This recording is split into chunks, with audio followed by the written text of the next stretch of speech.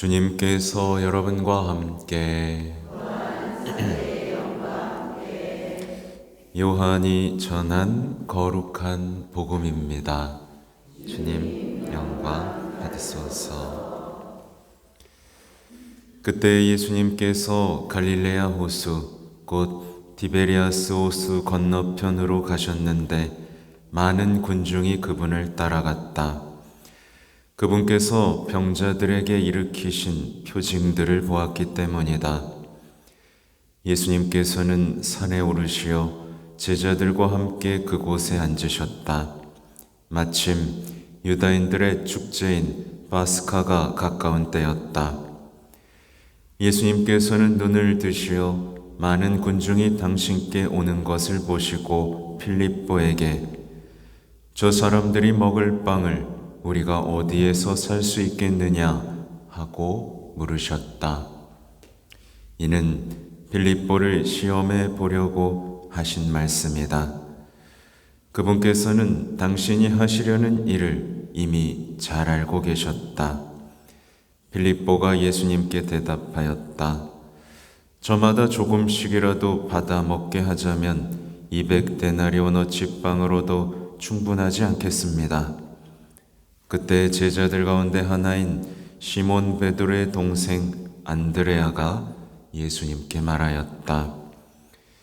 여기 보리빵 5개와 물고기 2마리를 가진 아이가 있습니다만 저렇게 많은 사람에게 이것이 무슨 소용이 있겠습니까?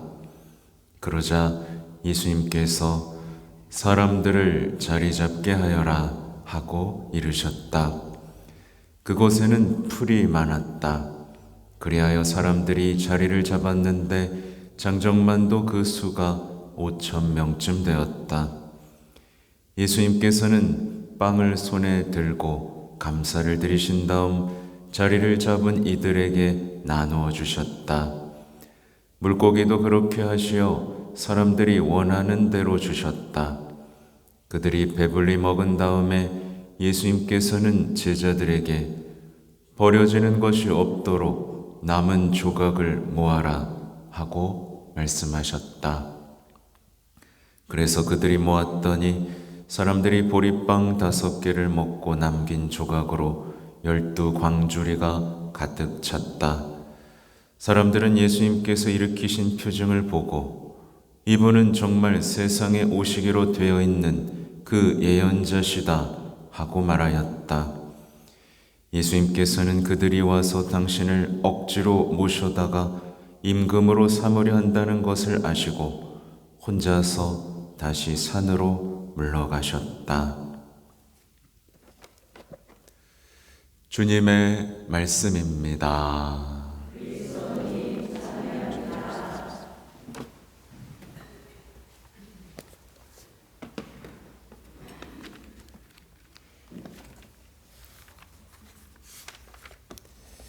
전미 예수님,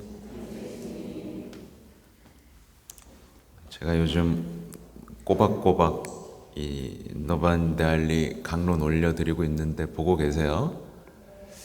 네, 그리고 추기경님들 사진도 계속 올려드리고 있습니다. 이게 보시면서 야, 이분이 교황님 되시면 참 좋겠다. 인상이 좋으시네. 말씀도 참 좋다. 이런 기회도 좀 갖고 이제 콘클라베를 위한 기도도 여러분 하셔야 됩니다. 세상은 뭐 보수다 진보다 하면서 뭐 교황이 뭐 몇 명을 뽑았네, 뭐가 뒤바뀌어야 되네, 이런 얘기는 신경 쓰지 마세요. 그건 악마의 언어입니다. 교황직은 한 번도 이 역사적 맥락, 어떤 뭐랄까요? 일관성에서 벗어난 적이 없습니다. 사람들이 잘 알지 못하기 때문에 이게 뭐 진보고 보수고라고 하죠. 거기에는 예수님의 모습을 드러내려는 사람과 그렇지 않은 사람이 있을 뿐입니다. 예수님의 모습을 그러니까 살을 붙이는 사람이 있는가 하면 정말 자신을 위해서 사는 사람이 있을 뿐인 겁니다. 제자들이 있는가 하면 율법학자 바리사이들이 있을 뿐인 거예요.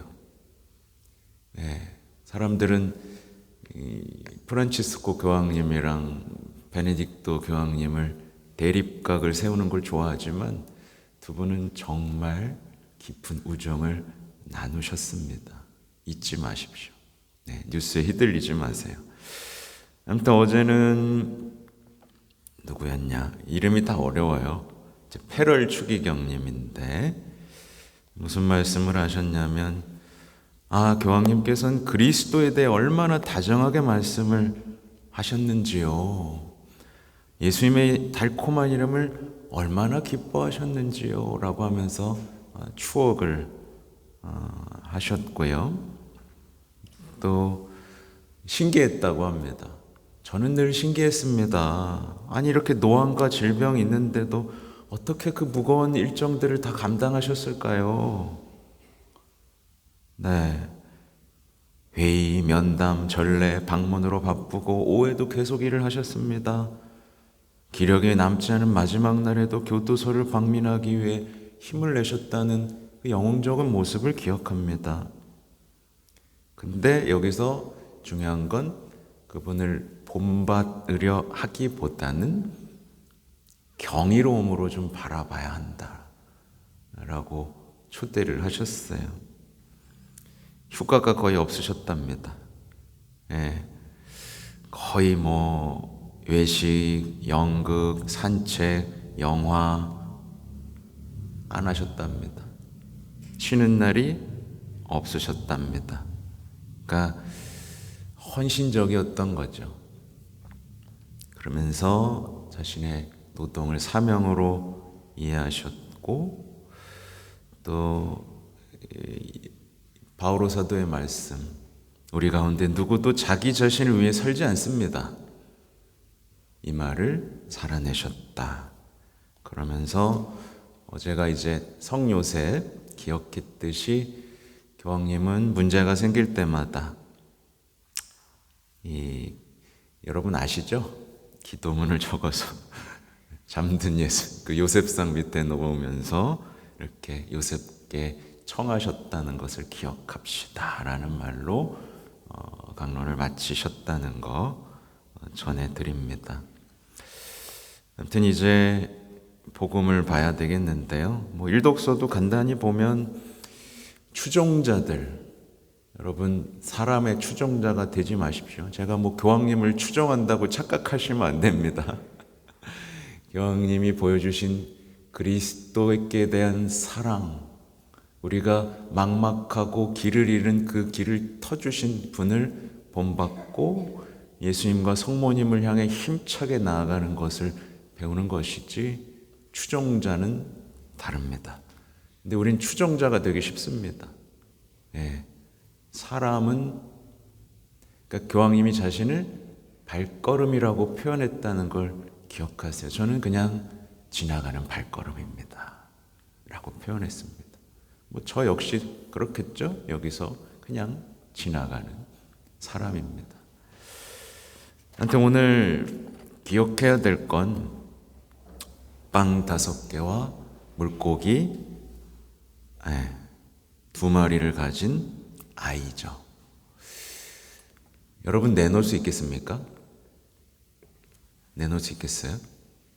내 건데, 이건 내가 아주 맛있게 구운 빵인데, 이 2마리 이렇게 싱싱하고 맛있는 물고기 내가 먹어야 되는데, 나 이거밖에 없는데,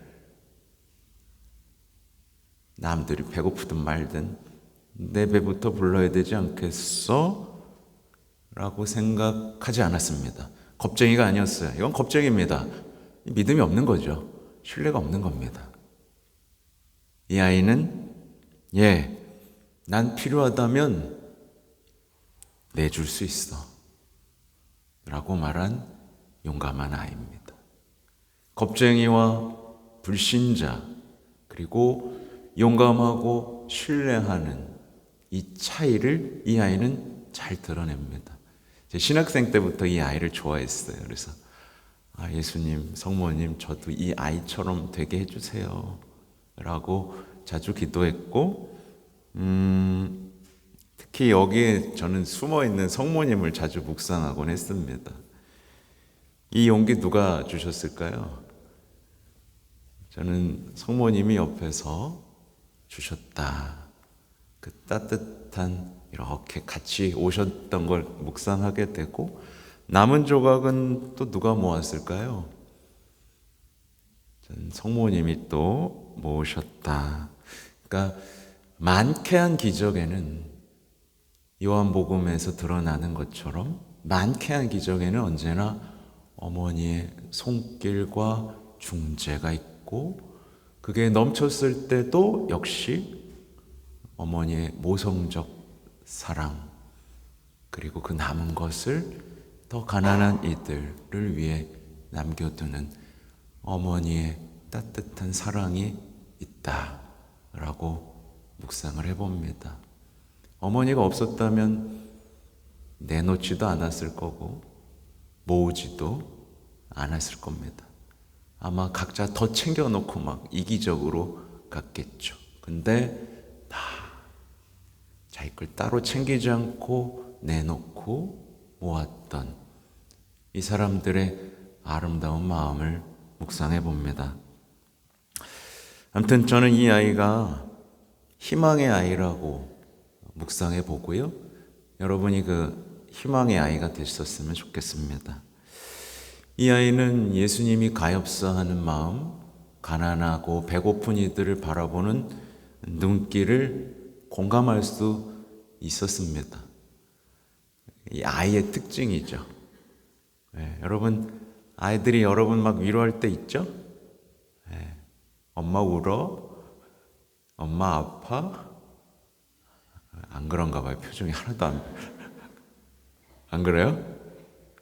좀 잘해줘요, 좀. 아이들은 느낄 수 있죠. 아직 영적으로 환하게 열려있기 때문에 누군가를 가엾게 여기고 공감할 수 있는 아직 그 마음이 남아 있습니다. 이거 잃어버린 아이들은 정말 불행하죠. 요즘에 일찍부터 도시로 갈수록 더 일찍 다치는 걸 저는 체험합니다. 아무튼 이 아이의 용기, 그리고 이 용기에 대한 예수님의 응답은 우리에게 엄청난 희망을 줍니다. 희망을 줘요. 왜냐하면 우리가 가진 거 뭐 있나요? 우리가 가진 능력, 우리가 드릴 수 있는 거 뭐 대단한가요, 여러분? 아니요, 보잘것없거든요. 근데 아무 소용 없어 보이고요. 계산해 볼 때 충분하지도 않죠. 뭐 돈이 많은 것도 아니고 능력이 출중한 것도 아닌데. 근데 예수님이 보시기에 그게 부족할까요? 안 부족할까요? 부족해요? 안 부족해요? 너무 조금일까요? 아니죠? 이게 우리에게 희망을 준다 이겁니다. 사제인 저한테도 엄청난 희망입니다. 나 이거밖에 없는데 이거라도 내놓으면 이게 뭐예요? 그러니까 이 작은 희망, 여러분이 가진 아주 작고 보잘것없는 것들, 아주 작은 희망과 작은 나눔, 작은 사랑, 작은 봉사 할 때마다 여러분이 기억해야 될 아이입니다. 이 작은 희망은 성모님과 함께 할 때 용기를 얻고 예수님과 함께 할 때 위대한 희망으로 다시 탄생합니다. 이게 그리스도인이 가진 희망이고 용기죠. 다른 사람들은 막 계산을 합니다. 난 이거밖에 없어. 난 아프고 할 수 있는 것도 없고. 이게 아니에요. 아주 작은 거라도 내놓으면 위대한 희망이 됩니다. 그래서 여러분에게 말씀드리고 싶은 거는 뭐냐면, 가능해 보이는 일만 하고 계산기만 두들기는 일은 그만하자 이겁니다. 세상은 그렇게 바뀌지 않습니다. 한 번도 그렇게 바뀐 적이 없어요. 세상은 위대한 정치적인 사람들이 바꿔가는 게 아니고 아주 작은, 이렇게 예수님을 알고 성모님께 봉헌된 사람들이 세상을 바꿉니다. 특히 프란치스코 교황님을 좀 기억하면서 우리도 역시 이 시대 위대한 희망의 순례자가 되기를 다시 한번 간곡히 청합니다. 이게 우리의 작은 삶, 우리의 작은 삶을 통해서 누군가 자비의 뿌리를 내릴 수 있고 희망을 꽃피울 수 있다면, 그러니까 우리 온 삶이 빵 5개와 물고기 2마리, 어떻게 보면 희망의 씨앗이 될 수 있다면 우리의 일상의 삶이 의미가 없어질까요? 네, 바로 여기에 우리 그리스도인의 기쁨과 희망이 있는 거죠. 그래서 미랄처럼 부서져야 된다는 얘기입니다. 아이가 내놓는 게 쉬웠겠어요? 네. 두려웠겠죠. 위기도 왔겠죠. 아까웠겠죠. 처음에는. 그죠? 근데 이 한 번의 체험 뒤에 이제 이 아이는 어떻게 됐을까요? 이 한 번의 체험 뒤에. 한 번의 체험 뒤에. 아까운 거 있었을까요? 없었을 거예요. 완전히 변했겠죠? 네, 이 단 한 번의 체험이 중요합니다. 그래서 그때부터는 미랄처럼 자신이 부서지더라도, 모욕과 버림을 받으더라도 풍성한 어떤 열매를 기다리며 자신의 삶을 미랄처럼 희망의 씨앗처럼 바칠 수 있는 아이가 됐을 겁니다. 이 아이가 커서 뭐가 됐을까? 참 궁금하죠. 아무튼 5월입니다, 여러분. 희망의 희년을 기념하면서 희망의 순례자로서 희망의 어머니와 함께 할 수 있는 성모성월이죠. 그래서 이제 이 5월, 5월이 근데 이렇게 추웠나요? 왜 이렇게 추워 요즘에? 왜 이렇게 추워? 5월에 사랑하는 우리 어머니께 정말 사랑의 인사를 드리는, 그러니까 매일매일 희망의 꽃을 바치는 여러분이 되시면 좋겠습니다. 되도록 미사 전에 시간을 내서 묵주기도를 좀 바쳤으면 좋겠습니다. 단체로 바치라는 얘기는 아니에요. 제가 뒤에도 말하겠지만 제가 볼 때 이렇게 보면 한국이 성모신심이 막 많다 하지만 내가 볼 때 아니야. 지시상 행사로만 감춰지고 정말 성모님을 애틋하게 사랑하고 닮아가고 열매 맺고 그런 신앙은 사실은 뿌리 내리지 못했어요. 싹 틔우지 못했어요. 열매, 꽃 아직 한참 모자랍니다. 근데 성모님은요, 여러분 아시겠지만 우리가 겪고 있는 모든 어려움과 시련에 응답을 하십니다. 근데 이게 중요한 게 우리가 그리스도인으로 살아가기 위한 그 방향은 반드시 지켜야 돼요. 그렇죠? 우리의 불안, 두려움, 빈곤, 절망, 전쟁, 평화 없음, 이 가운데에서도 그리스도인으로 살고자 하는 이들에게 언제나 성모님은 희망의 어머니시죠. 과연 나는 그런 삶을 살면서 성모님과 함께 하면서 성모님을 어머니로 느끼고 그분에 대한 정말 애틋한 사랑을 키우고 뭐라도 더 해드리고 싶고 뭐라도 더 불러드리고 싶은 진짜 그분에 대한 신심과 사랑이 우리 신앙 안에 꽃 피었는지 돌아봐야 되는 겁니다. 사실 우리는 성당에서 뭘 받아가는 데 익숙합니다. 밀가루 신자라 그러죠. 밀가루 신자, 나이롱 신자, 이게 너무나 오랫동안 우리에 나와 있는 거예요.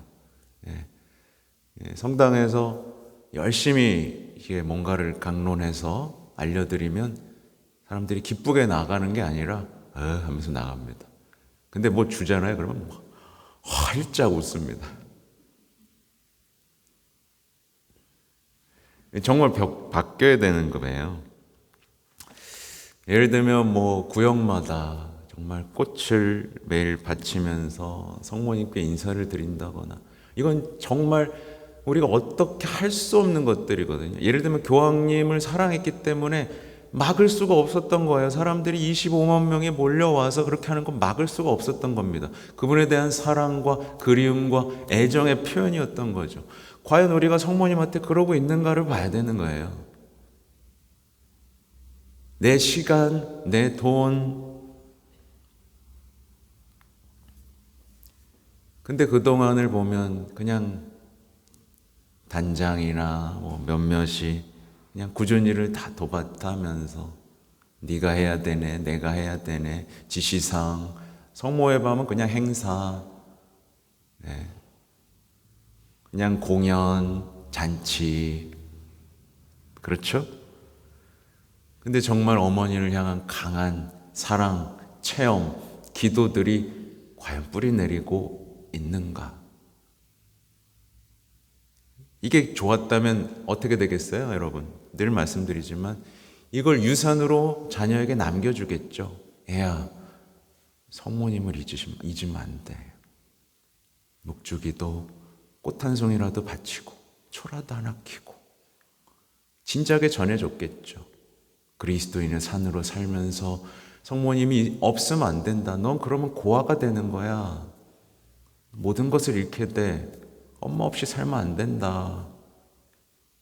그런 것들을 따뜻하게 삶으로 보여주고 조언했더라면 얼마나 아름다운 신앙들이 유지됐겠습니까? 그렇죠? 그러니까 여러분 지금 탓하는 게 아니에요. 이제 다시 시작할 수 있어야 된다는 겁니다. 제대로 시작해서 정말 씨앗을 뿌리면서 다시 읽어야 됩니다. 늦지 않았어요, 여러분. 늦지 않았습니다. 이대로 있을 수는 없습니다. 그죠? 늦지 않았어요. 여러분이 사랑하는 자녀들, 가족들에게 신앙을 이제 전해야 됩니다. 이 아름다운, 이 기쁨, 이 희망을 전할 수 있어야 돼요. 물론 정말 딱딱하고 완고하게 마음을 닫고 있고 정말 답이 안 나오는 사람일지라도 우리는 포기하면 안 됩니다. 아셨죠? 이 성모성어를 여러분 정말 아름답게 보내시고, 저는 이 원당동 공동체만의 어떤 아름다움들이 잘 자리 잡았으면 좋겠어요. 이 정도면 좀 자리 잡고도 남아야 되는데, 이렇게까지 성모님 얘기를 많이 하고 첫 토요일 미사 이렇게 했는데 꿈쩍도 안 하는 사람들은 도대체 뭐란 말입니까? 그죠? 부디 그렇게 되기를 바랍니다. 아멘.